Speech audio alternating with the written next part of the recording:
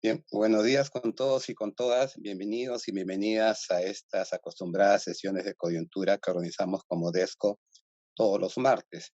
Hoy es la sesión de coyuntura que corresponde al martes 13 de junio de 2023 y un tema que vamos a tocar hoy día le hemos denominado un semestre de gobierno precario porque ya son 6 meses de que asumió el cargo la presidenta Dina Boluarte, como sabemos todos, producto del fallido golpe de Estado del presidente Castillo y la institución que hizo el Congreso, y ella asumió esta gestión. Ya son 6 meses y la idea es que podamos cambiar opiniones, reflexiones sobre cómo ha sido, digamos, estos 6 meses de gobierno y qué cosa está pasando en el país. Y para esta sesión tenemos la presencia de Eduardo Gallón. Él es antropólogo, es especialista en movimientos sociales, sistema político y de participación ciudadana, descentralización, y también el tema de la gobernanza de las industrias extractivas. Él ha sido presidente de DESCO y también de la Asociación Latinoamericana de Organizaciones de Promoción, ALOP. Fue viceministro de Desarrollo Social del Ministerio de la Mujer y Desarrollo Social y secretario técnico de la Asamblea Nacional de Gobiernos Regionales. Es consultor de distintos proyectos del Programa de Naciones Unidas para el Desarrollo, el Banco Mundial y distintas agencias privadas de cooperación al desarrollo. Bueno, también adicionalmente a ello, actualmente es investigador principal de DESCO, que ha escrito diversos textos sobre movimientos sociales, descentralización e industrias extractivas. Bienvenido, Eduardo, gracias por acompañarnos y te invitamos para que hagas tu presentación. Gracias. Gracias por la presentación. Buenos días a todas y todos. Y gracias por la invitación. Vamos a usar un PPT con el que me va a ayudar Molina para, de alguna manera, complementar lo que pretendo señalar a manera de provocación. Largos años después de la transición democrática y del ciclo de alto crecimiento económico, constatamos el desplome de nuestro Estado débil y precario y vivimos los costos de la informalidad. Estamos asistiendo a la incapacidad de la clase política, descubriendo cómo en una sociedad marcada por la pérdida de sus formas sociales y de la cohesión básica, los individuos enfrentamos en las distintas relaciones que tenemos juegos constantes entre grandes desigualdades de poder, sin encontrar en el corto plazo ni fuerza política ni capacidad de agencia en la sociedad para establecer un curso compartido. La crisis de nuestra democracia está en relación directa con la crisis general de nuestro Estado, pero también con los grandes problemas de una sociedad que evidencia importantes niveles de desigualdad, fragmentación, dispersión y heterogeneidad, aunque no deja de buscar los canales para sus demandas. La primera pregunta que debemos hacernos es que está en crisis, ¿qué crisis tenemos? En sentido estricto, estamos viviendo la crisis del ciclo presuntamente democrático del régimen neoliberal. Si el 2000 la movilización de la gente frenó el intento restaurador de los 90, encabezado por Merino, hoy enfrentamos uno nuevo que ha avanzado mucho, en el que convergen factores diversos y complementarios que movilizan tiempos distintos. Los inmediatos, los cotidianos, los de la coyuntura, los conocemos bien y tienen sus principales canales en el espacio público y en la calle. Los segundos, los de la larga duración, son los históricos y estructurales y están alimentados por una historia de desigualdad, exclusión, discriminación y olvido del mundo rural, las comunidades campesinas y los pueblos indígenas, los más empobrecidos del país, que salen ahora masivamente a protestar y encuentran en las calles el espacio de reivindicación de identidad y dignidad, de derechos individuales y colectivos. Finalmente, los terceros tiempos son los que resultan de la temporalidad del modelo de crecimiento, el neoliberalismo con altísima informalidad y ninguna solidaridad orgánica. 2 décadas después de iniciada la transición democrática y el ciclo de alto crecimiento económico, estamos viviendo el desplome de ese estado débil y precario y estamos sufriendo los costos de la informalidad y de la incapacidad de la clase política. Todo ello acicatado por la pandemia del COVID, descubriéndonos cómo en una sociedad marcada por la pérdida de sus formas sociales y de la cohesión básica, los individuos estamos enfrentados a un mundo sin formas, por lo que ellas, las formas que existieron en algún momento, no son sino juegos entre grandes desigualdades de poder. El triunfo de Castillo no lo previeron ni sus promotores. Su discurso contra el modelo económico y la campaña desatada por la derecha desde el inicio de la segunda vuelta electoral hicieron impensable que desde el primer momento de su gobierno este fuera simplemente uno de continuidad de la visión patrimonial del poder en el privilegio y el pago de favores a los círculos inmediatos del mandatario, y uno marcado por la relación clientelar e instrumental con la gente que han caracterizado siempre nuestra historia republicana.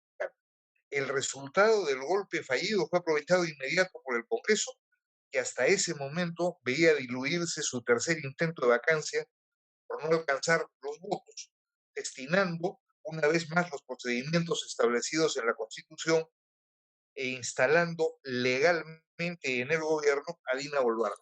La siguiente, por favor. Desde la instalación del Congreso actual, las derechas, que son mayoría, se dedicaron como parte de su contribución a la degradación de la democracia a insistir con la cantaleta del fraude electoral, montando la primera comisión investigadora del Parlamento, inmediatamente tras su instalación. Guiados por su ánimo de revancha, se abocaron a buscar las vías para vacar a Castillo y para arrinconarlo en nombre de su función de control político, naturalizando la vacancia presidencial con una mayoría calificada de votos sin mayor expresión de causa. Fracasados en sus dos primeros intentos, cuando se aprestaban al tercero, Castillo se suicidó y les entregó su cabeza. En ese escenario, Boluarte está lejos de ser rehén de los sectores mayoritarios del Congreso. En sentido estricto, es socia, definitivamente menor, pero socia desde el día cero. El Congreso, al no sancionarla por la historieta del Club Apurímac, estableció el acuerdo que ella asumió gustosa y Castillo facilitó. El Ejecutivo y las fuerzas del orden, funcionando como pararrayos del Parlamento, que avanza simultáneamente en su agenda restauradora, su decisión de mantenerse en el poder y sus negocios mafiosos, aparecen como la piedra angular de este proceso. Con ellos, importantes sectores empresariales y los grandes medios de comunicación, buscando asegurar un nuevo ciclo para el modelo neoliberal. El toma y daca es la marca de una relación pragmática e interesada que tiene crecientemente como observadores y soportes simultáneamente a las Fuerzas Armadas y Policiales. La siguiente, por favor. Si la legalidad del mandato de Boluarte es indiscutible, su legitimidad la perdió desde el primer día. Su juramentación, desconociendo el carácter de tránsito de su gobierno y el deseo mayoritario de la ciudadanía para que el Congreso también se vaya en caso de vacar a Castillo, su discurso inicial dirigido a satisfacer a ese Congreso y a la opinión pública limeña, y la composición de su primer gabinete, disfrazado de tecnócratas de perfil bajo y encabezado por un premier derechista, ignorando los distintos malestares y demandas de la sociedad que la situación que se vivía en ese instante avivaba, alimentó la explosión social que se inició casi de inmediato. Más allá de las encuestas, es evidente que un gobierno con 67 muertos, 1.956 heridos y cientos de perseguidos y judicializados por participar en las protestas que se sucedieron, carece de cualquier legitimidad. Boluarte, que asumió la presidencia respaldada apenas por el 27% de los encuestados en diciembre, según el IEP, a lo largo de los últimos 6 meses ha visto sostenidamente, como queda claro en los gráficos, el decrecimiento de su precaria aprobación en todo el país. Lima y el sur en los extremos. Lima quien la aprueba más y la desaprueba menos, y el sur lo contrario, en donde en mayo su desaprobación llegaba a 79% y su aprobación había caído 12 puntos en 6 meses. Único consuelo, por suerte, el gráfico inferior, es que el Congreso de la República, sus socios mayores y los validadores de su llegada a la Plaza de Armas, tienen los niveles de aprobación más bajos desde que se iniciaron estas mediciones en el país.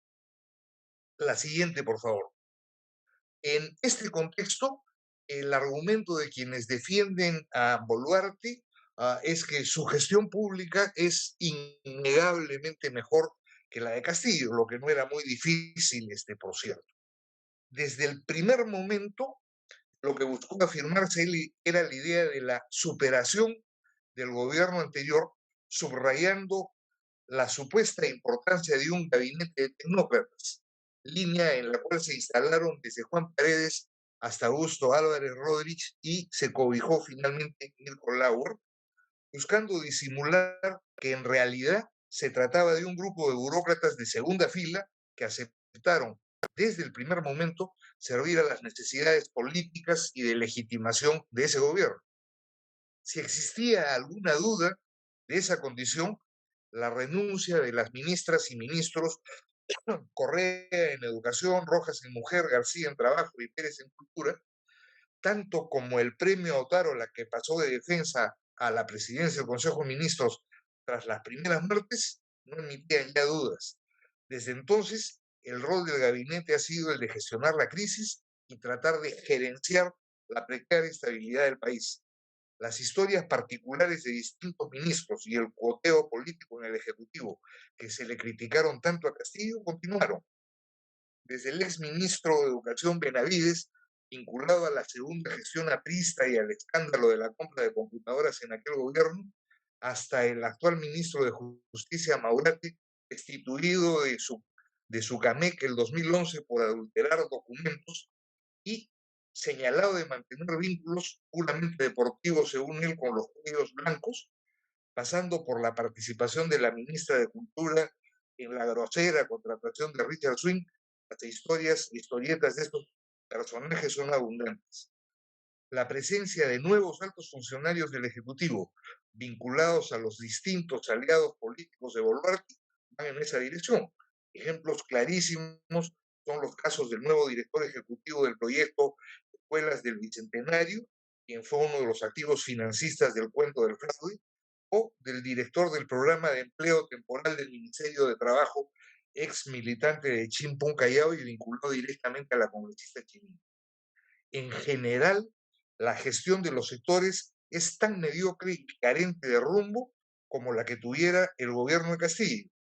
La Cancillería ha sido incapaz de enfrentar con alguna inteligencia el aislamiento internacional del país, severamente cuestionado por las violaciones de derechos humanos y el abuso del poder constatados por misiones de Naciones Unidas, Unión Europea, la Comisión Interamericana, Amnistía y Human Rights Watch, que produjeron a partir de diciembre pasado sucesivos informes sosteniendo ello. Más allá de los enfrentamientos cotidianos con los gobiernos de los países vecinos, los cuestionamientos de Estados Unidos y Unión Europea son parte de ese panorama. La incapacidad de la Cancillería para manejar la reciente crisis migratoria con Chile y el patético papelón de Otárola en Brasil son otros ejemplos. La cero capacidad de respuesta frente a los efectos del Yaku y del Niño ya en curso indigna, que han generado nuevas movilizaciones en el norte del país que alguna expectativa tuviera inicialmente en Boluarte. El hundimiento de un tramo de la Panamericana Norte y la crisis generada por las obras viales que hacen parte del proyecto del Megamuelle de Chancay evidencia a un gobierno que mira al techo y silba, desentendiéndose de la población y sus problemas. El desborde del dengue, por si fuera preciso, es el ejemplo más reciente de esa grosera incapacidad y es definitivamente mortal. Que toda esta mediocridad, que toda esta incapacidad esté atravesada por un discurso justificatorio compartido por toda la coalición gobernante, que se justifica denunciando una conspiración del izquierdismo internacional en alianza con el terrorismo, el narcotráfico y la minería ilegal, es apenas un adorno de mal gusto y quizá la fantasía que tienen de sentirse españoles y miembros de Vox. La siguiente, por favor. En este contexto, la coalición del gobierno, el Ejecutivo y el Congreso, la anterior, están jugando en pared. Desde su instalación en el Congreso, la imagen anterior, por favor, Molina. Las derechas, que son mayoría, se dedicaron a la degradación de la democracia, a insistir con la cantaleta del fraude electoral, montando la primera comisión investigadora del Parlamento inmediatamente tras su instalación. Como dijimos, empezaron de alguna manera a naturalizar la vacancia presidencial y obstruyeron cualquier posibilidad de gestión. 9 mociones de censura ministerial, de las que aprobaron 5, 30 mociones de interpelación, de las que llevaron adelante 13, 20 denuncias constitucionales contra Castillo, incluyendo una por traición a la patria. Simultáneamente, ese Congreso, liderado por las derechas extremas, que establecieron pronto los puntos de una alianza conservadora con Perú Libre y sus derivados, se lanzó a la captura de las distintas instituciones que administran justicia. La elección del Tribunal Constitucional fue el primer paso. El segundo busca acabar desde hace 2 años con la independencia de la justicia electoral y está dirigido contra el jurado y la OMPE, siguiendo las recomendaciones del Tribunal Constitucional, que cumplía así con su deuda con los parlamentarios por su designación. La elección de Gutiérrez como defensor del pueblo fue el tercer paso facilitado por el Tribunal Constitucional, que resolvió la contienda competencial con el Poder Judicial a favor del Congreso. La elección de Gutiérrez, promovida por Fuerza Popular y la agrupación que llevó al gobierno a Castillo, permite medir el deterioro y la pérdida del poco contenido que le queda al sistema democrático y es parte de la ola autoritaria que avanza por el mundo, donde la justicia y su independencia están entre sus principales blancos, como lo demuestran los casos de Hungría, Polonia, Nicaragua o Filipinas. Su elección apunta al control de la Junta Nacional de Justicia, encargada de nombrar, ratificar o destituir jueces y fiscales, donde el defensor encabeza la comisión que define los integrantes de aquella.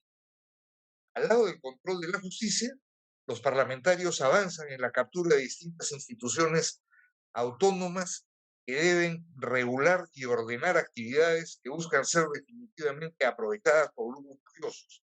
Fue el caso de la SUNEDU, pero también las presiones sobre el tema del transporte, la autorización de los colectivos otros ilegales, mientras continúan las otras sobre la tala, la pesca y la minería artesanal.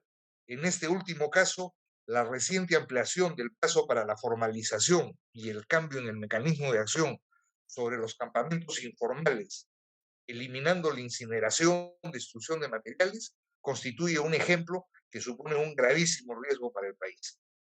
El caso de los procuradores tampoco esconde el espíritu mafioso que está detrás. El Ejecutivo, que no bloqueó ninguna de tales iniciativas y firmó todas las que le correspondían, puso también su cuota propia, como lo muestran los casos del Instituto de Radio y Televisión Peruana y la jefatura de la.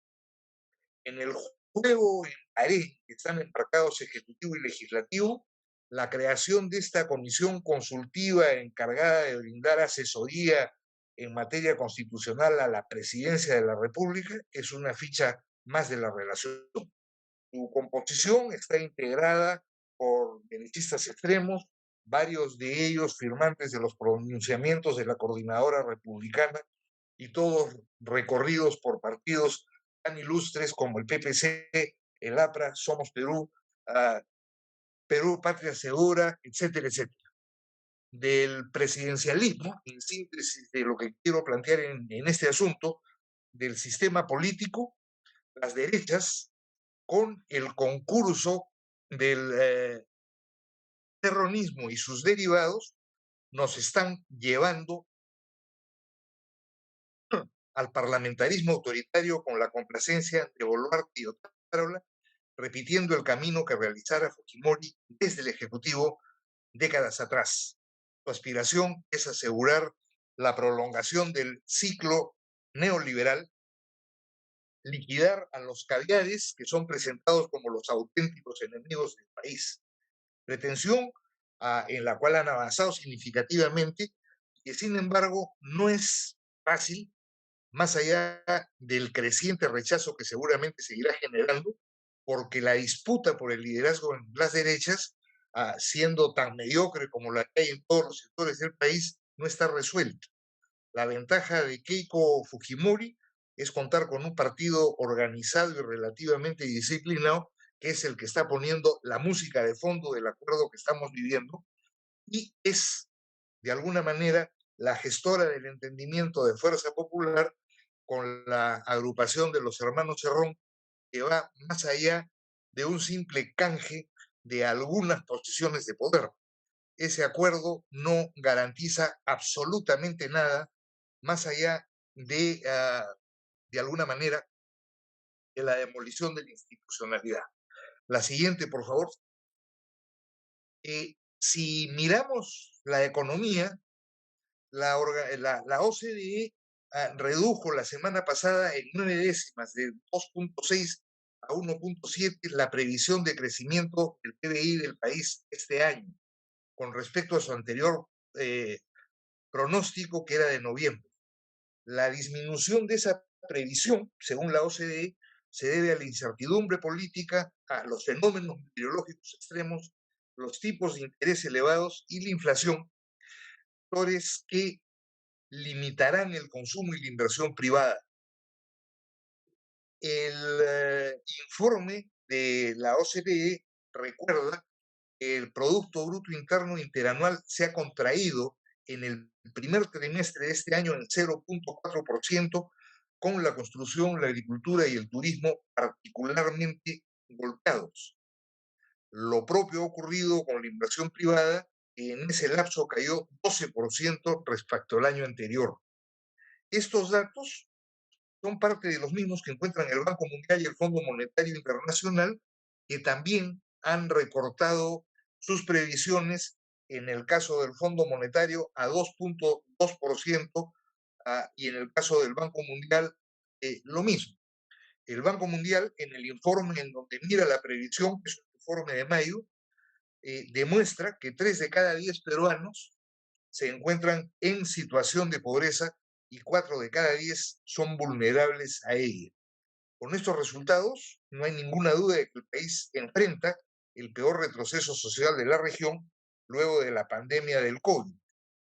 El contexto del alza de precios de alimentos y la energía agudiza esta situación.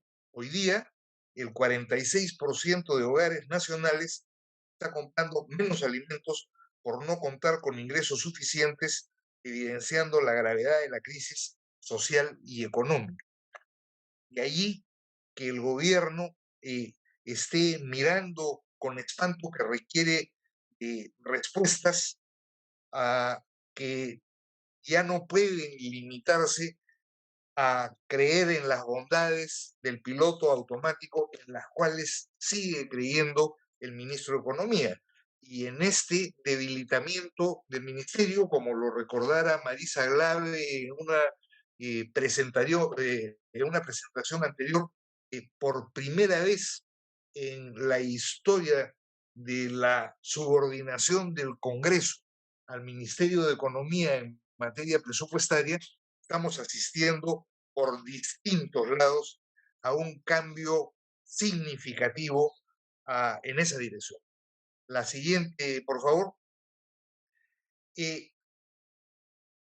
este escenario conviene, la próxima, por favor, Mauricio, conviene poner una nota sobre la explosión social. El estallido empezara el mismo 7 de diciembre, registra en todo este tiempo movimientos, actores y repertorios claramente diferenciados, que responden, entre otras cosas y más recientemente, a la barbarie de la represión y al discurso y narrativa confrontacional del poder. Ahora, más allá de su innegable importancia y del altísimo costo para empezar en vidas humanas y en heridos, y en las fracturas y los sentimientos y resentimientos que genera, esta explosión social no esconde la gran fragmentación de nuestra sociedad y la dificultad que tiene esta para articular intereses como resultado precisamente de esa fragmentación. No existen hoy día organizaciones, movimientos o activismos sociales capaces de agregarse como ocurría en los 70. Tampoco tenemos partidos ni políticos con liderazgo que les permitió articular algunos intereses y dirigir, orientar al país como ocurriera en la marcha de los Cuatro Suyos, donde se encontraban con los movimientos sociales. Por último, entre la heterogeneidad de actores que estamos viviendo, que participan en estas movilizaciones, no parece clara la formación de una mayoría ni la articulación de una plataforma con capacidad de agencia. Las distancias entre las organizaciones nacionales como la CGTP o Conveagro y los actores territoriales, locales y regionales, a pesar de los esfuerzos relativos de las partes, se mantienen. La dificultad para articular los distintos espacios de coordinación territorial, como ocurre, por ejemplo, con el encuentro de líderes de las regiones Macrosur, donde quienes se reunieron en Chincheros el 20 de mayo desconocen a quienes lo hicieron en Quillabamba días antes, obviamente debilita y afecta a todas las partes. La competencia entre espacios que se pretenden articuladores como la Asamblea Nacional de los Pueblos, de un lado, y el Comité Nacional Unificado de Lucha del Perú, por el otro, son parte de esa problemática. A la lógica de ondas a la que asistimos en las protestas, que es bastante cabalmente leída, mirada por Omar Coronel y por el Observatorio de la Universidad Católica, por ejemplo, sin ninguna duda va a continuar. Pero es evidente que con los límites que muestra hasta hoy día, no tiene capacidad para producir resultados en el corto plazo. Si las cosas son así, entonces terminemos planteando un intento de mirada hacia adelante, la siguiente, por favor, tratando de, en fin, especular, y al hacerlo, asumamos en principio el futuro inmediato, y yo diría el futuro inmediato del país, es definitivamente incierto e impredecible. Los hondos y mortales desencuentros de los que hablara con tanta lucidez Carlos Iván de Gregori se han ahondado, se han profundizado, se han multiplicado. La precariedad de los actores, la corrupción que parece indetenible, la inseguridad ciudadana que es amplificada por la enorme mayoría de medios de comunicación y en particular por los noticieros de la televisión abierta, en evidente alianza con el Ministerio del Interior y la Policía Nacional. La pérdida de contenido y de sentido de instituciones que tuvieron alguna fortaleza, la Defensoría del Pueblo, la última. La desesperación congresal por aprobar un Senado que, más allá de su racionalidad, por los términos en los que está propuesto, aparece como uno de los candados centrales de este fujimorismo 2.0 y de este autoritarismo populista que se busca instalar, hacen muy difícil a imaginarse el mediano plazo en el país. Es claro, en segundo término, que en la medida en que avanza el tiempo, Boluarte se hace prescindible. Su papel de pararrayos, su papel de defensa de lo que está ocurriendo por debajo, que es el fondo de lo que está ocurriendo en el país, se seguirá agotando. La incapacidad de su gestión frente al dengue, frente a los innegables embates que vienen por el niño 2 y frente a la incapacidad para responder a servicios elementales, así lo indican.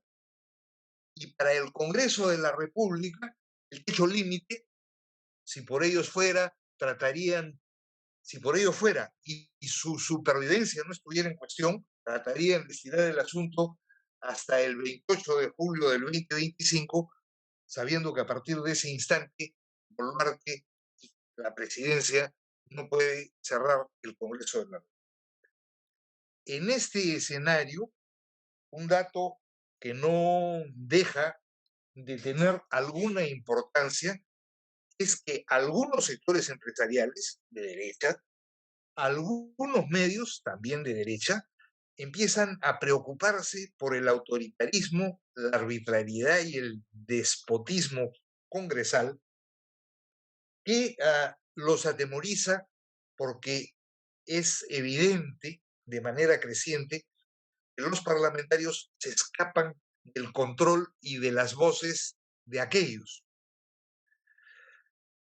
Desde el lado de los empresarios, hay varios de ellos preocupados por la sostenibilidad de sus empresas y de su vida en un escenario que no va a lograr estabilidad en el curso que busca darle el Congreso de la República. En el caso de los medios, respondiendo a la preocupación de esos empresarios, pero respondiendo también frente a sus propias tribulaciones y su propia memoria del fujimorismo original, los temores empiezan a aparecer. Y por lo tanto, digamos, uno observa todavía con frenos cargas dirigidas al Congreso de la República y su comportamiento, la preocupación por el grosero proceso de blindaje de los congresistas y las congresistas robasueldos en función de su participación en la próxima votación para volver a retomar, para reconsiderar el tema, el tema del Senado. La movilización social que va a continuar en olas, no obstante las descoordinaciones. Hay 3 convocatorias distintas para el 19 de julio en Lima. Sin embargo, pueden empezar a encontrarse con nuevas agendas y nuevas demandas y dependerán de la capacidad de los actores sociales movilizados para irlas articulando. Es evidente que la situación del dengue y del norte, como también es evidente que la situación de la violencia y la inseguridad ciudadana están empezando a generar formas de movilización en sectores que, independientemente de su aprobación o desaprobación de lo que está ocurriendo, empiezan a sentirse tocados y a sufrir las consecuencias precisamente de lo que se está viviendo. La posibilidad de encuentro existe y la posibilidad de represión abierta y violenta tiene que ser repensada por el gobierno, que no obstante su torpeza y su aislamiento, es consciente de los costos que ya está pagando. Finalmente está el tema de las derechas y las izquierdas. Las derechas extremas han avanzado muchísimo en el país y, sin embargo, carecen de un liderazgo que les permita de alguna manera terminar de consagrar este parlamentarismo autoritario que es el que tienen entre manos y en el que han avanzado hasta hoy día. Es evidente que hay 6 meses de gestión de López Aliaga y de, digamos, sus correligionarios, por llamarlos de alguna manera, a la cantidad de alcaldes limeños que tienen. Es evidente que no dan la talla y que van generando malestares crecientes en distintos sectores de la sociedad. Digamos, Miraflores y San Isidro son espacios, en el mejor de los casos, de caviares. En realidad son algunos de los espacios que han sido más duros en este tiempo frente a Castillo, frente a las izquierdas, que han repetido inicialmente los discursos justificatorios de lo que estábamos viviendo y empiezan a protestar contra sus autoridades. Ni qué decir de espacios más populares del estilo Villa El Salvador. Ahora, si las derechas tienen esos problemas y esas limitaciones, la situación de las izquierdas no es, no es mejor, si es que no es mejor, perdón, si es que no es peor. Sus fracturas se hacen bastante evidentes en este tiempo, su desvinculación de las movilizaciones y el rechazo de parte de ellas a su presencia es resultado de una historia larga, a sus problemas de identidad, en donde siguen oscilando entre la búsqueda de dar testimonio de compromiso con el cambio, sin capacidad de acción y de interrelación, les van pasando factura. Y en este contexto, y termino con esto, digamos, todo indica que en el corto plazo el desafío que tienen, más allá de encontrar puntos de encuentro entre ellos, entre ellas, es encontrar la manera de abrir un espacio bastante más amplio de que ellas mismas, de articular a diversos sectores democráticos, entendiendo por sectores democráticos aquellos que estén dispuestos a defender la transparencia de los procesos electorales y la existencia de procesos electorales como parte indispensable del juego democrático. Porque de lo contrario, me temo que esta corriente autoritaria que siento por mucho desagrado y mucha angustia que me cause que se viene imponiendo, terminará de hacerlo. Muchas gracias.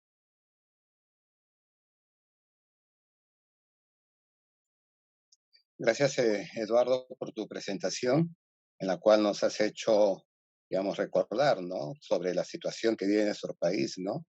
Sobre este sistema político precario en el cual estamos y sobre todo la incapacidad de los partidos políticos para, digamos, ser actores importantes y que se pueda, digamos, avisorar alguna salida a esta crisis, ¿no? A la crisis de la democracia que tú mencionas y que ya sabemos cómo se está manifestando con esta crisis orgánica que dices tú y sobre todo ya todo lo que nos has señalado, ¿no?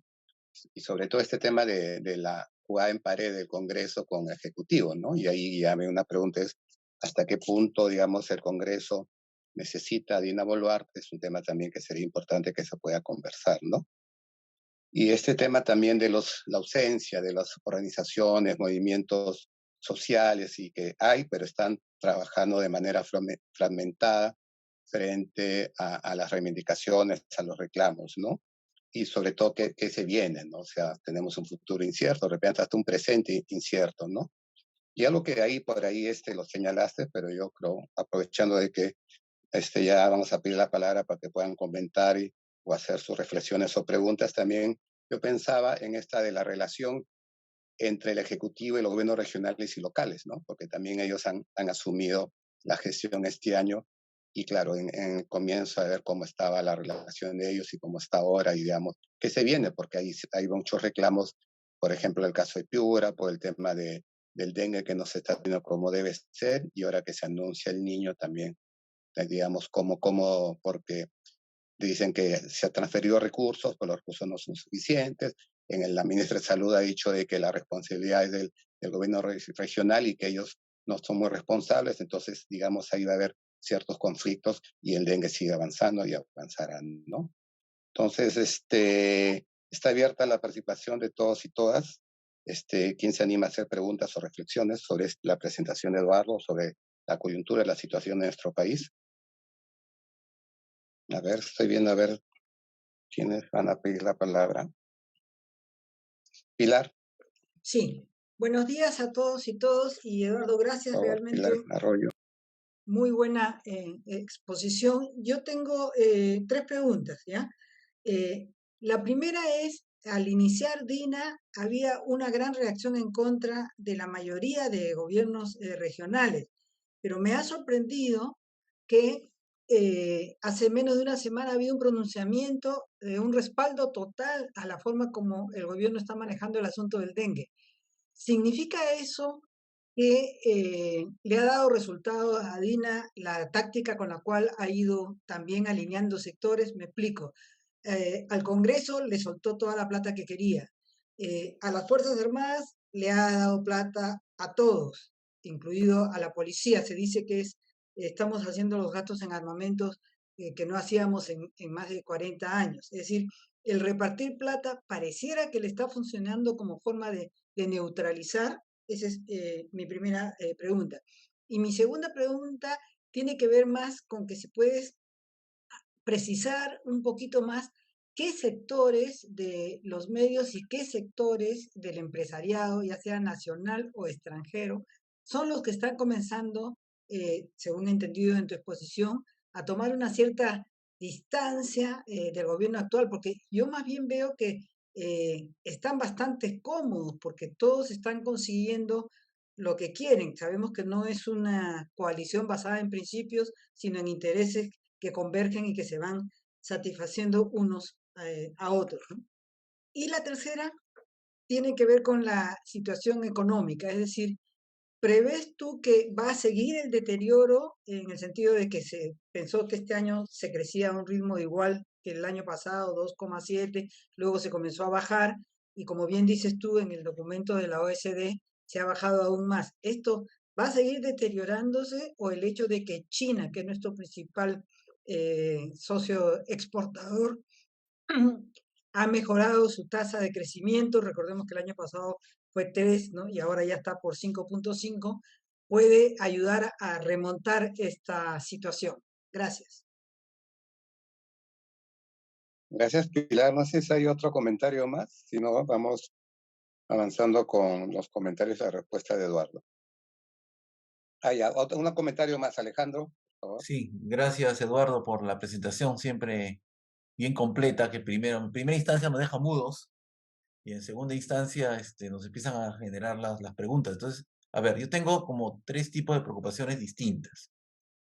Esta solución que parece ser la solución que está dando ahorita, bueno, le doy a todos los que me están apoyando y les empiezo a repartir plata al ejército, al gobierno regionales, reparto bonos, etcétera, tiene un límite, ¿no? Digamos así, ese fue el modelo Chávez y luego el modelo Maduro. O sea, yo empiezo a repartir la plata del Estado hasta el momento en que el Estado ya no tiene más plata. Entonces, ¿cómo ves esa lectura? Es decir, el Estado tiene una cantidad de recursos limitada, entonces esto se puede sostener en la medida en que puedes seguir, entre comillas, vamos a decir así, alimentando tus deudas políticas, ¿no? Pero hay un momento en que eso ya no se puede hacer. Entonces, ¿cómo está sobre todo cuando las proyecciones de crecimiento van para abajo, entonces, ¿cómo ves la proyección a futuro? Lo segundo tiene que ver con esto, o sea, porque en realidad el Estado a fin de cuentas funciona para los empresarios en la medida en que les dejan hacer cosas, pero dentro de poquito se van a dar cuenta que, por ejemplo, no pueden sacar los proyectos mineros por más apoyo que tengan del Estado y que no van a reactivar la minería y que no va a salir Tía María y que Michiquillay va a seguir empantanado, etcétera, etcétera, ¿no? Entonces, ¿cómo es que ves las proyecciones del empresariado, ¿no? Porque a fin de cuentas ellos apoyan y hacen la vista gorda siempre y cuando no tengan expectativas positivas. Entonces tú mismo mencionaste que eso no lo va a quedar tan claro en realidad, yo creo que relativamente en el corto plazo. Entonces eso está un poco en veremos, ¿no? Y lo tercero tiene que ver con esta, vamos a decir así, con estas economías informales que están proliferando, informales rayita ilegales, ¿no? O sea, las que definía Paco Durán como lo que está el sustrato de muchas partes del sustento de la economía real, o sea, con la economía local, en muchas partes funciona justamente por estos microingresos que tampoco en algunos casos son tan micro, ¿no? Pero que, vamos a decir así, dinamizan el mercado independientemente de los empresarios y de la gran movida política nacional, ¿no? Entonces, que en realidad hacen su feria desde la época de Castillo, o sea, no necesitan a Dina tampoco para eso, ¿no? Entonces, ¿cómo ves esta dimensión de vamos a decir, de las economías subterráneas en este contexto, ¿no? Que en realidad, dentro de todo, son parte de lo que está manteniendo parte de la tranquilidad, entre comillas, ¿no? Bien, gracias Alejandro. Entonces, ahí sí, Eduardo, para que vayas comentando, respondiendo estas dos intervenciones. Gracias por las preguntas que me hacen pensar. A ver, la relación entre el Ejecutivo y los gobiernos regionales y locales es un esquema viejo. Y es un esquema viejo que se consolida a partir de la gestión de Pedro Pablo Kuczynski. En el contexto de mandatarios sin mayoría en el Congreso, por no decir mandatarios en absoluta minoría en el Congreso o en soledad, como es el caso de Boluarte, miran rápidamente a gobiernos regionales y gobiernos locales, aprovechando una relación que es fundamentalmente asimétrica porque el manejo del presupuesto y la decisión de su uso, la posibilidad de abrir y cerrar el caño está en la avenida Bancay en el Ministerio de Economía. Es en este esquema, digamos, Kuczynski empujó estos espacios de relación de los gobiernos regionales con el Ejecutivo y de las municipalidades con el Ejecutivo. Vizcarra potenció esos espacios más allá de la razón de ser que tuvieron, que no está en discusión. Sagasti hizo lo propio y Boluarte lo hizo en el instante en el que entraron las nuevas autoridades. Recordemos que la posición de la Asamblea de Gobiernos Regionales hasta enero de este año, es decir, hasta el cambio de su conducción, fue una posición de adelanto de elecciones y que se vayan todos. Y fueron particularmente activos Mesías Guevara y Jean-Paul Bernabé. El pronunciamiento reciente de la Asamblea de Gobiernos Regionales, cuadrándose atrás de la ministra de Salud, que insiste en señalar a las municipalidades como las responsables de la gestión de la salud pública, mintiendo descaradamente, lo que es una constante de los integrantes y las integrantes de este gobierno, porque en el caso de epidemia, y el dengue es una epidemia, no hay ninguna duda de las funciones, atribuciones y el manejo del presupuesto del Ministerio de Salud. El gobierno de Boluarte efectivamente ha clientelizado, ha condicionado el posicionamiento, la postura de regiones y municipalidades por la vía del presupuesto. Ahora, el techo,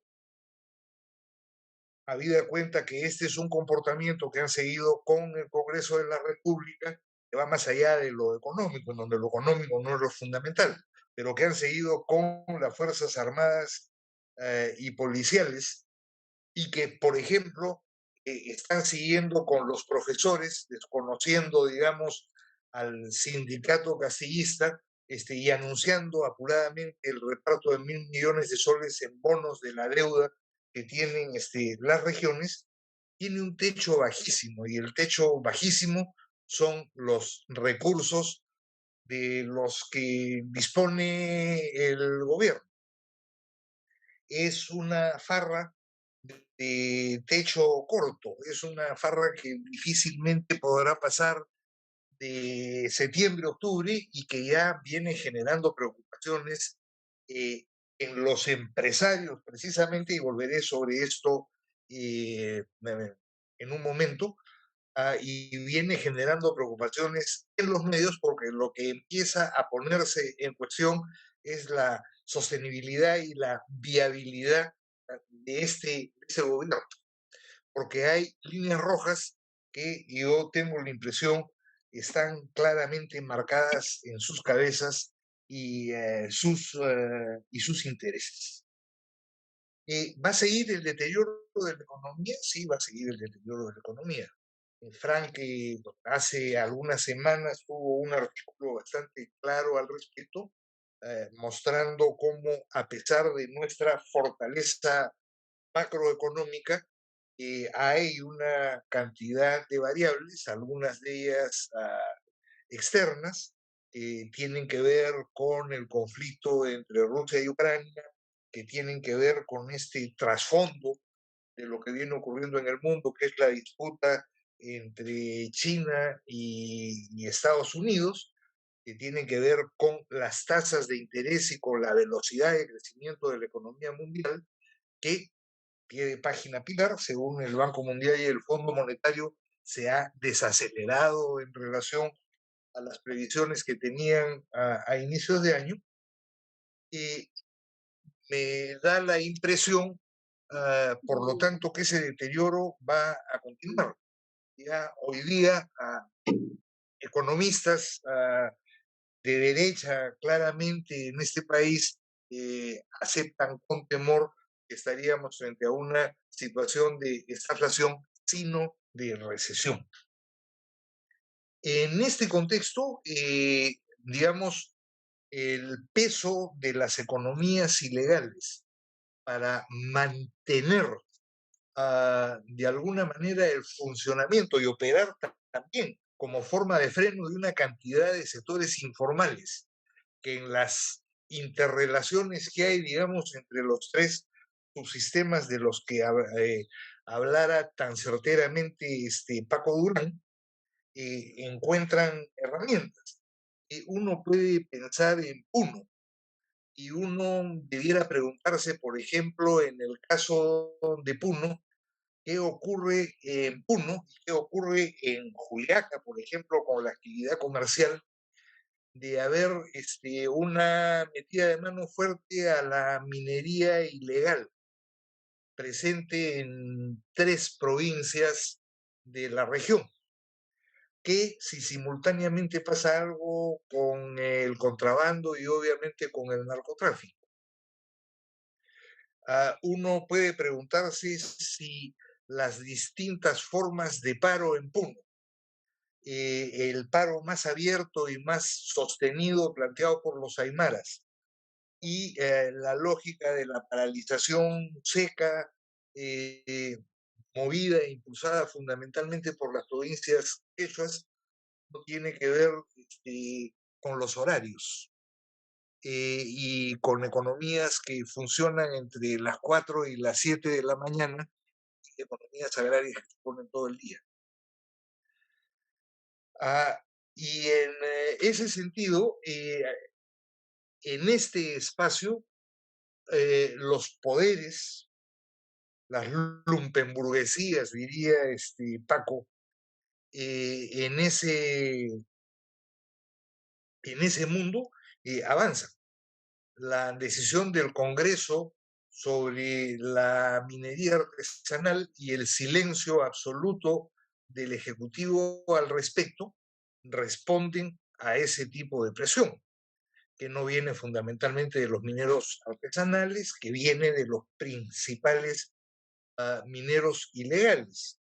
démonos cuenta que el precio del oro está en un nivel bastante alto y no se prevén caídas significativas. Y lo propio ocurre con el precio del cobre, que se ha recuperado y está al alza.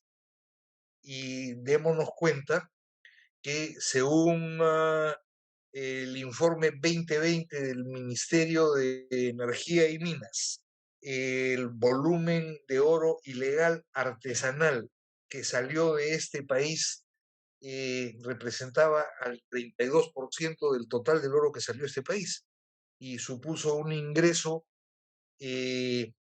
calculado conservadoramente en 4.400 millones de dólares, si la memoria no me falla. Piensen que la Unidad de Inteligencia Financiera registró que entre el 2012 y el 2016 se lavaron 12.000 millones lavado de activos, que obviamente no se lavaron ni en grifos, ni en hoteles, ni en restaurantes, y que eventualmente, soy cauto, pero diría eventualmente, son parte de la explicación de por qué un sistema financiero tan pequeño como el peruano tiene una rentabilidad tan alta en comparación con otros sistemas financieros más grandes y más modernos. Entonces, lo que quiero decir es que la trama es bastante compleja porque deterioro económico va a haber, como parte de ese deterioro van a haber fuerzas que aprovechan los espacios. Y unas de esas fuerzas tienen que ver con las economías ilegales. Pero tiene que ver también con las complejidades del país. Si uno piensa Puno y piensa en los textos de Jacobsen y de Borricó, uno se da cuenta que la historia del mercado y de comportamientos que en su momento eran modernos, incluidos, ¿no es cierto? Y de una forma de relación, son bastante antiguos en Puno. Son parte de una tradición, son parte de una historia que no se ha visto, no se ha entendido, y se sigue sin querer mirar y entender. Y ese tipo de realidad, la de Puno, es la realidad con las particularidades de cada uno de los territorios del país y es parte también de la fragmentación que estamos viviendo. Y por lo tanto, las respuestas al deterioro económico, yo creo que, en fin, van a ser distintas y los fenómenos resultantes también. Lo que sí es claro es que el deterioro económico va a afectar sin la menor de las dudas al gobierno. Y ahí paso, de alguna manera, a hablar de los cuestionamientos o la cierta distancia. A ver, yo hice alusión al Congreso, no he hablado del gobierno. También puede ser extensible al gobierno.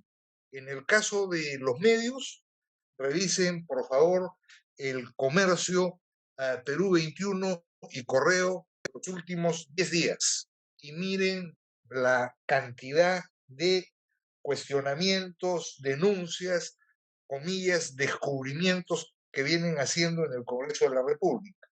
Nada nuevo para quienes seguimos regularmente la vida política del país, pero sí claramente una señal de alarma de quienes permanentemente se negaron a mirar ese tipo de cuestión. A fin de cuentas, comportamientos como los de Mari Carmen Alba son intolerables para muchísimos sectores de nuestra sociedad por razones también bien diversas, ¿no es cierto? Desde quienes todavía creen en las formas hasta quienes no lo hacen. Entonces, me da la impresión más o menos claro que esa toma de distancia frente al Congreso también tiene algunos elementos de distancia frente a Boluarte, quienes los empezaron primero desde, digamos, el extremo de la derecha, fueron Willax y Expreso, que rápidamente empezaron a cuestionar las capacidades de Boluarte y la viabilidad de su gobierno. Y en el caso de los sectores empresariales, a ver, hay, digamos, algunos sectores empresariales, la Sociedad Nacional de Industrias, sectores de la Sociedad Nacional de Industrias, sectores de la industria de la construcción que vienen pronunciándose, haciendo ver su preocupación por la situación del país, haciendo entender en esa situación del país la sostenibilidad de los negocios no es posible y que sin mínimos democráticos no hay condiciones para el tipo de estabilidad que requieren sus negocios. Yo he oído recientemente en un foro al que me invitaron en una cosa que se llama capitalismo consciente, en fin, que puede parecernos bastante risible y que es bastante heterogéneo. Yo he oído a más de un empresario e incluso a algunos agroexportadores señalar explícitamente en este foro su censura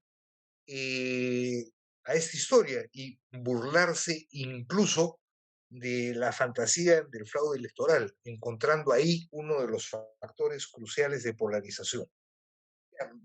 Me da la impresión que no siendo esto masivo, sin embargo, empieza a hacerse visible y no estaba antes. En un escenario en donde yo insisto en que todo esto es cruzado. Miren ustedes cómo Chincha avanza y retrocede y cómo a Chincha yo intuyo que como resultado de una operación decidida así, se lo bajaron de la manera en la que se lo bajaron para tranquilizarlo. Ya, ese juego está en marcha y en ese juego yo tiendo a creer que hay preocupación en algunos sectores de los medios de comunicación y en algunos sectores empresariales. A fin de cuentas, digamos, hay hace ya un buen rato sectores empresariales que entienden que la continuidad del modelo neoliberal sin ajustes radicales, incluso en la economía, no es posible.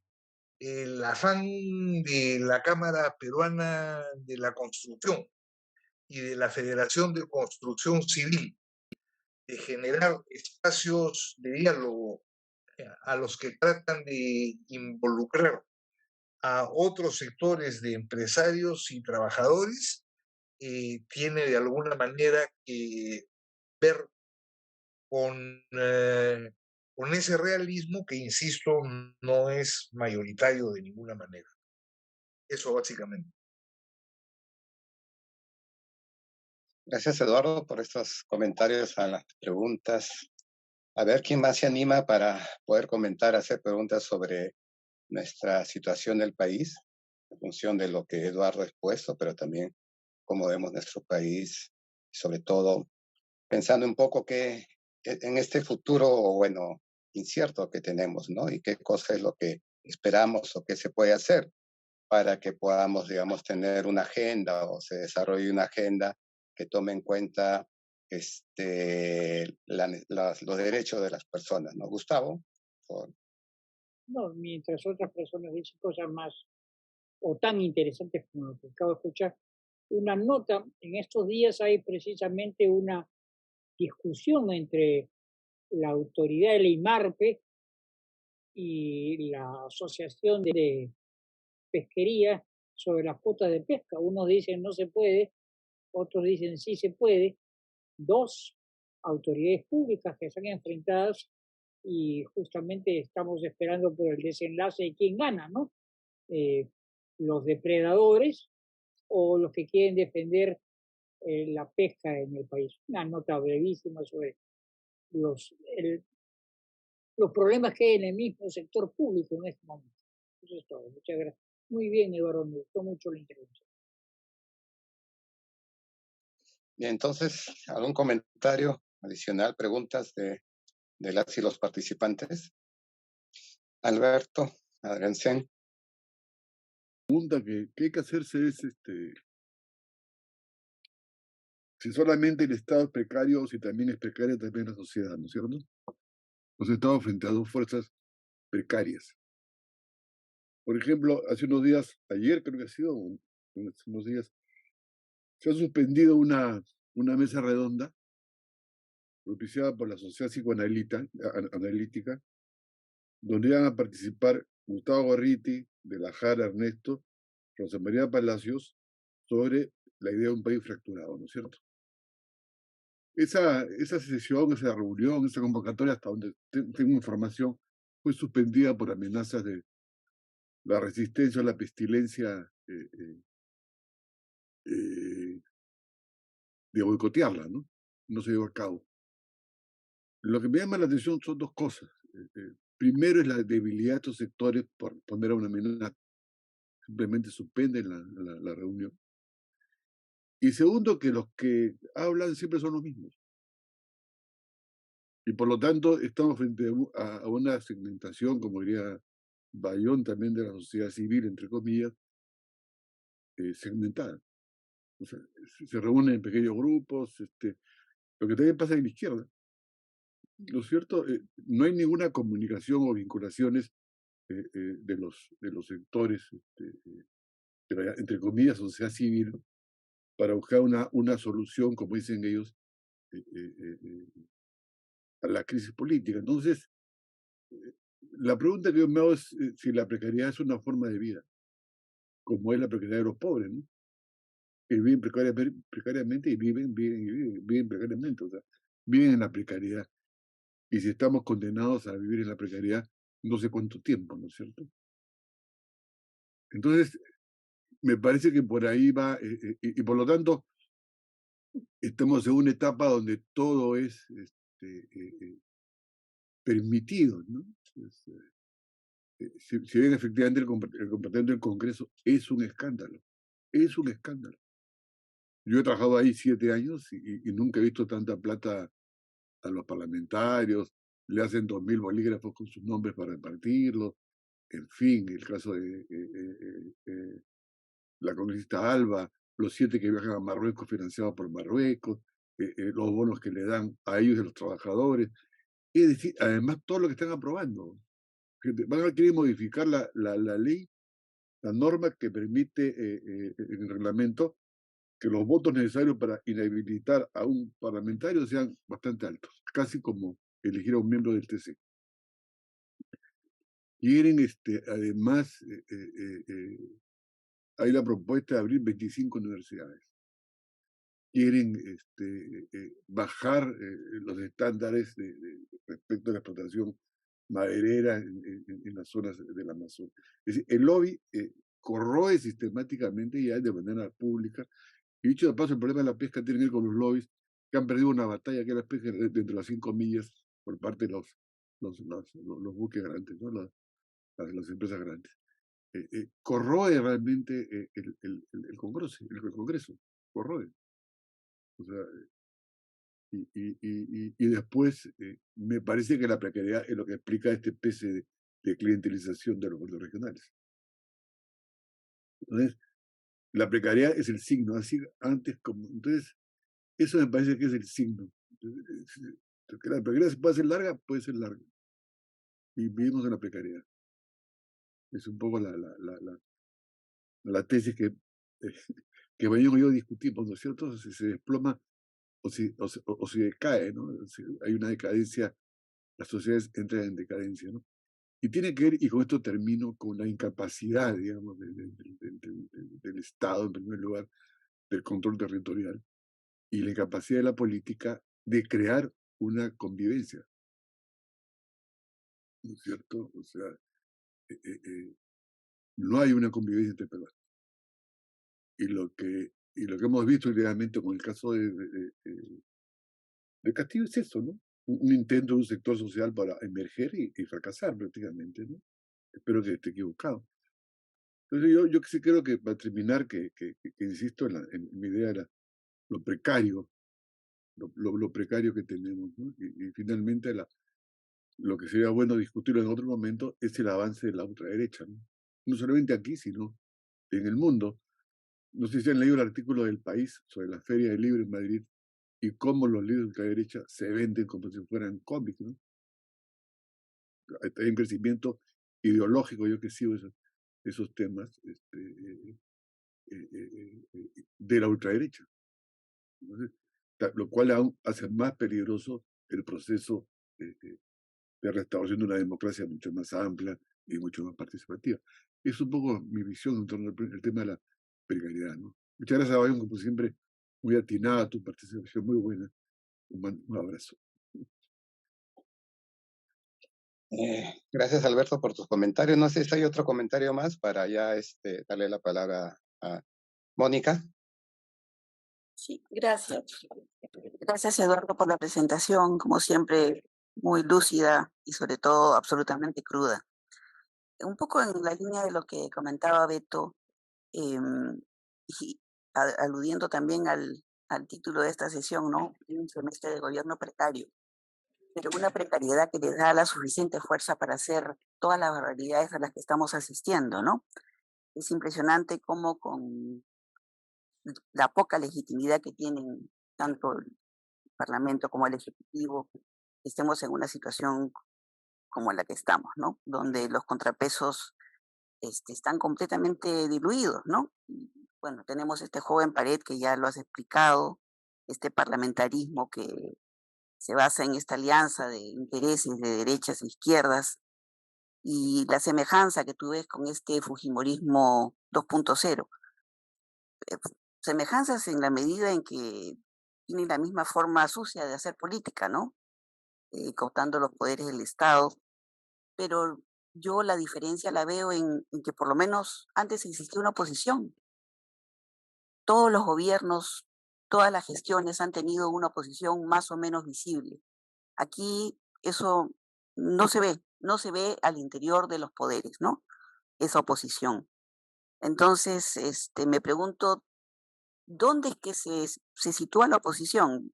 Vamos a estar esperanzados en los movimientos sociales que están desarticulados, en la sociedad civil, en la gente que piensa medianamente con claridad y que puede poner ideas que abonen a la construcción de un escenario distinto.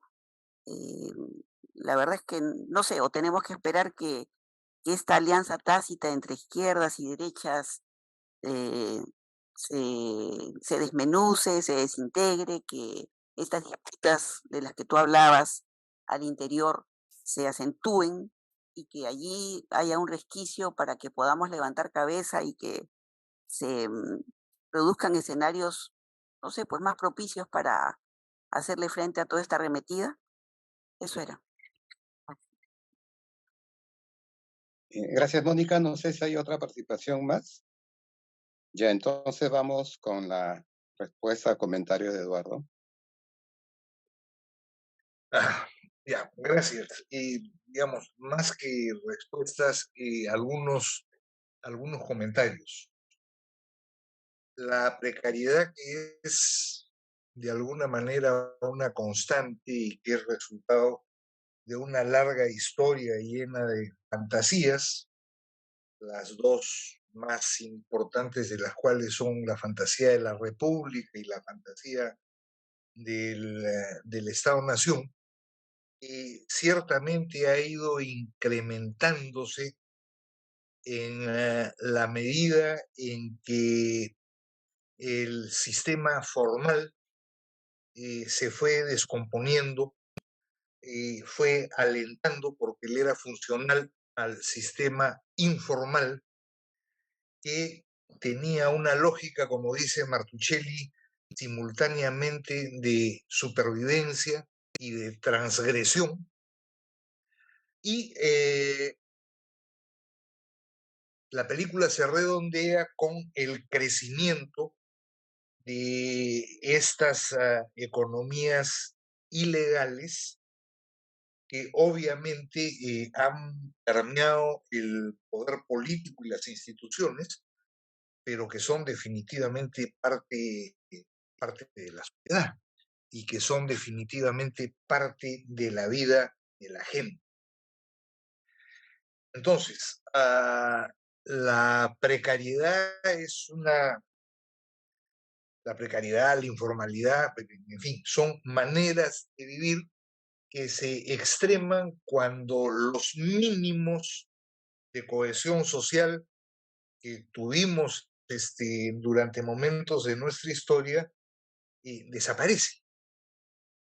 Y ahora han desaparecido tan dramáticamente elementos que han estado presentes siempre en nuestra historia, pero que eran cubiertos con un piadoso manto de silencio porque no eran políticamente correctos. La discriminación, por ejemplo, hoy día son públicos y notorios. En este escenario, entonces, segunda cuestión, el tema de la representación es un tema particularmente complejo. Algunos de ustedes ya me han oído decir que en los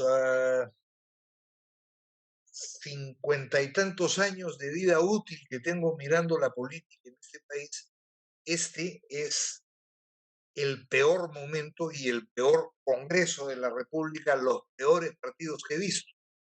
Y simultáneamente tengo que aceptar que es el Congreso y los políticos más representativos de lo que somos como sociedad que también he visto. Por lo tanto, lo que está en crisis es una de las caras de representación y lo que ha florecido es la otra, la de la expresión es espejo, lo que hace sin ninguna duda los problemas más complejos y lo que de alguna manera permite entender las enormes dificultades de una sociedad, de varias sociedades, si quieren, heterogéneas, desiguales, en competencia, en desconfianza las unas con las otras, etc. Y claro, el resultado es la segmentación de la que hablaba Beto. Y Beto ha hablado de la reunión de psicoanalistas y de gente que conocemos. Pero, a ver, en el tiempo de la pandemia para acá, de altísima intensidad, en estas reuniones de coyuntura a las que, digamos, amablemente nos convoca ESCO para que, en fin, crucemos información, compartamos ideas y nos creamos útiles. ¿Cuánta novedad ha habido en las participaciones? Es decir, ¿cuántos participantes distintos han habido? No sé, si cuento 2 a los que no conocía previamente, me da la impresión que exagero. Y ese es uno de los problemas que no hemos querido ver. Y que de alguna manera la primera vuelta electoral del 2021 nos los desnudó de la manera más brutal. Entonces ahí descubrimos que éramos parte de un segmento, que no éramos tan buenos como creíamos que éramos, etcétera, etcétera. Y esto pasa, me da la impresión, en absolutamente todos los sectores de la sociedad. Es esto lo que hace muy difícil imaginarse, digamos, el futuro. Ahora, es evidente que la historia de las sociedades no es una historia lineal que avanza en una dirección. Y es evidente que nos encontramos en medio de un momento tormentoso en donde la elección de Castillo ya es un hito imborrable, porque nos ha confrontado brutalmente frente a lo que estamos. ¿Cuál es el fondo de eso y cómo salimos de eso? Difícil decirlo. Y es más o menos claro que el avance de estas derechas se ha producido ante nuestros ojos y ante los ojos de otros. Es decir, a Rosa María Palacios yo jamás la he considerado de izquierda. Y sin embargo, me conmovió, creo que esa es la palabra exacta, el comillas, descubrimiento de Rosa María Palacios, que en un artículo de la semana pasada termina aceptando que ha descubierto que las élites empresariales y las élites que nos gobiernan son definitivamente inmorales. Evidente que refugiarse en la moral es una forma de cuestionar lo que se está viviendo, sin embargo, es también una forma de precariedad, ¿no es cierto? Es empezar a aislarse del segmento al que estuvo vinculada intensamente en un primer momento, fue tolerada en un segundo y fue paulatinamente empujada hacia afuera hasta terminar en Radio Santa Rosa, convertida en una caviar y en columnista de la República. Pero eso que vive ella, creo que lo vivimos quienes hemos pasado por izquierda. Y esos son los temas, y termino con esto, que en el plazo inmediato, digamos, el desafío neurálgico que se plantea es un desafío de espacios, y el espacio en disputa que estamos perdiendo, con responsabilidades de nuestra parte también, es el espacio de la convivencia y el espacio de mínimos democráticos que permitan esa convivencia. Y construir, porque hoy día está, me da la impresión, devastado, ese espacio supone definitivamente ir más allá de las izquierdas y buscar puntos de encuentro, puntos en común, una agenda básica que nos permita caminar. Miremos el mundo, yo termino diciendo esto, Beto hablaba del artículo del País en relación a la Feria del Libro, lo mismo se ha visto en distintas ferias del libro, y piensen en personajes como este argentino Laje, que pasa por acá convertido en gurú del pensamiento y es apenas un divulgador del pensamiento de la derecha extrema europea, en donde hay gente que desde los 70 viene pensando.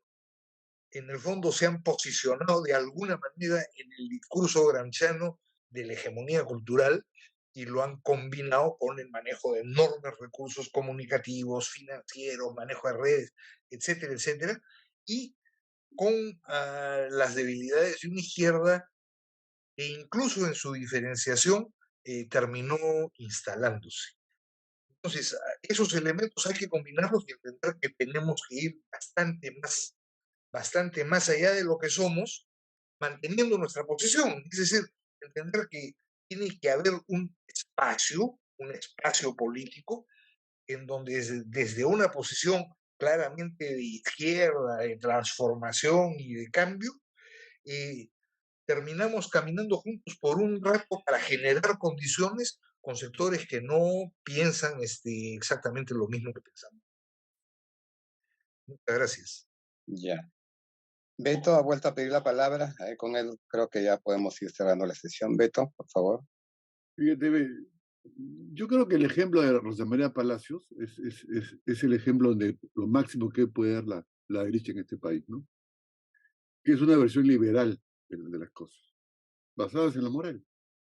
Ese es el liberalismo. Se dan cuenta, la izquierda, hay una parte de ella, ha derivado en formas liberales de comportamiento, cuando la situación estructural del país te obliga, creo yo, a salidas radicales. Cuando digo radicales, no me refiero a salidas tipo Chávez, tipo Maduro, qué sé yo, ¿no? Ni siquiera empleo la palabra revolución. Los radicales en el sentido de ir a las raíces y reconocer que la política no es solamente un problema moral, no podemos vivir, como diría Schmidt, bajo la dictadura de los valores, sino es un problema de intereses en conflicto. Entonces, ¿cómo hacemos esta convivencia? ¿Cómo hacemos una democracia tan fuerte que acepte y soporte los conflictos? Y en este país, el problema es que tenemos una democracia precaria, débil, que no soporta los conflictos, y ni el Estado, digamos, controla los espacios, ni la sociedad se convive entre ellos, ¿no es cierto? Entonces supone una política, en mi opinión, radical. Radical, que vaya a la raíz de los problemas. Y eso supone niveles de confrontación. Lo que pasa es que hoy día la izquierda y los sectores liberales, como son los que participan en la sociedad psicoanalítica, no tienen capacidad de respuesta. O sea, Lenin decía que la verdad es la correlación, no hay correlación. Entonces, ¿cómo parto yo de la política para hacer política desde el punto de vista que no hay correlación? ¿Cómo me organiza? Y si uno ve la dispersión de la izquierda, cada uno está calculando para dónde va a ir en 2026, o antes, si se ve el caso. O sea, no hay un interés colectivo que pueda organizar la sociedad. Por eso mi idea es que vamos a vivir una fuerte, una etapa que yo llamo de restauración, ¿no? Cuando fracasa la reforma, viene la restauración, ¿no? ¿Cómo será esta restauración? No lo sé, pero ya de hecho se está volviendo nuevamente a hacer una especie de tótem sagrado, la Constitución del 93, el mercado, cuando efectivamente hay sectores, ayer escuchaba, anteayer al presidente de la Sociedad de Industrias, decir que no quiere ni liberalismo radical, ni izquierda radical, sino quiere el mercado interno, el crecimiento económico. Y hay espacio para avanzar, lo que pasa es que cada uno esté en su negocio. Ese es el problema, ¿no? No es que haya oportunidades, sino que por esta especie de autocentramiento o de pequeños grupos se pierden las oportunidades. Entonces, ¿cómo hacer para justamente organizar lo que está disperso? Ese es el problema, ¿no? Y creo, para terminar, que falta un liderazgo. Y Castillo es parte de la precariedad, es un triunfo también de la precariedad.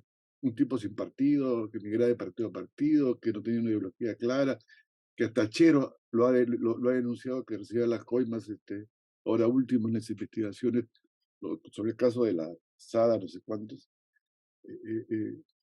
Me parece que en eso estamos, ¿no? En eso estamos. Entonces, y creo que y por último, creo que la pandemia nos ha disciplinado más en ese sentido del aislamiento, ¿no? Ya nos gusta, inclusive a mí, yo estoy en contra de hacer estas reuniones por Zoom. Antes me gustaban más las personales. Se está cambiando la sociabilidad de la gente. Se está cambiando. O sea, las reuniones ya molestan, físicas, son un problema, tengo que irme a otro distrito, etcétera, etcétera. Entonces, ¿cómo hacer política si no te ves? Y me parece que la virtualidad va a probar dentro de poco sus límites respecto a la capacidad de organizar, ¿no? Puede ser en un estallido, pero no puede ser sostenible. Entonces, hay una serie de problemas que hay que, efectivamente, en mi opinión, resolver, ¿no? Entonces, eso es un poco lo que creo, ¿no? O sea, la enorme dificultad de este país, ¿no? Y finalmente, quiero hacer una idea que hay un intelectual afroamericano, se llama Coates. Yo dije negro y me corrigieron, no, porque ese es hacer racista a los individuos, que dice, ellos nos hicieron una raza, nosotros hicimos un pueblo, ¿no? En términos de resumen, ¿no? Y creo que ese fue el intento de Puno y los aymaras.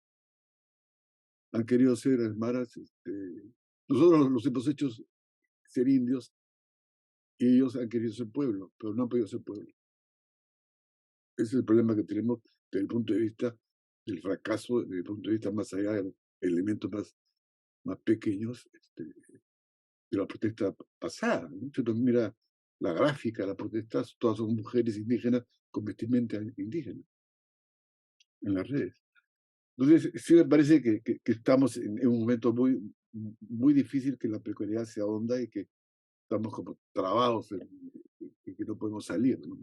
Ese es mi comentario. Entonces, y creo que hay que acabar con las argollas, con la segmentación de los intelectuales, con la segmentación de aquí, con estos grupos que se reúnen, en fin, ¿no? Felizmente ya estoy un poquito mayor, pero otros pueden hacerlo, ¿no? Muchas gracias. Buenos días. Bien, ha vuelto también Alejandro Díez y con eso vamos cerrando. Y solo un comentario muy chiquito, o sea, me preguntaba, escuchándolo, si es el momento para aspirar a los grandes cambios que siempre pensamos o es el momento para defendernos, ¿no? Entonces, y eso tiene que ver las estrategias y los tipos de alianzas que uno puede pensar y aspirar, nada más. Ya, gracias Alejandro. No sé si un comentario final, Eduardo. La pregunta de Alejandro me parece muy pertinente. Se puede conversar largamente sobre ella en una próxima reunión, así seamos los mismos. Yo personalmente creo que es momento de defendernos y de abrir espacio. Y esa sería la gran transformación. No, me siento radical. No es un problema de radicalidad versus reformismo, para comenzar, ¿no? Esa es una cuestión de hablar claro. Esa es mi opinión. Hay intereses de por medio. Los empresarios tienen intereses, los trabajadores tienen intereses, la gente informal tiene intereses. Entonces, ¿cómo trabaja? Porque lo que teje la política son los intereses. Y lo que organiza la política es el conflicto. En ese sentido, soy bastante schmittiano, digamos, ¿no? Entonces, evidentemente, el hoy pesquero que ustedes mencionan lo pueden ser en los periódicos. Ha sido parte del debate del Congreso. Felizmente acá ha perdido la propuesta inicial de los pesqueros. Entonces, no es un problema, y tampoco es un problema, como decía este parlamentario que vive en Partido Morado, que soy de centro, y que por aquí, que el centro no existe, es una ubicación política, no es una ideología.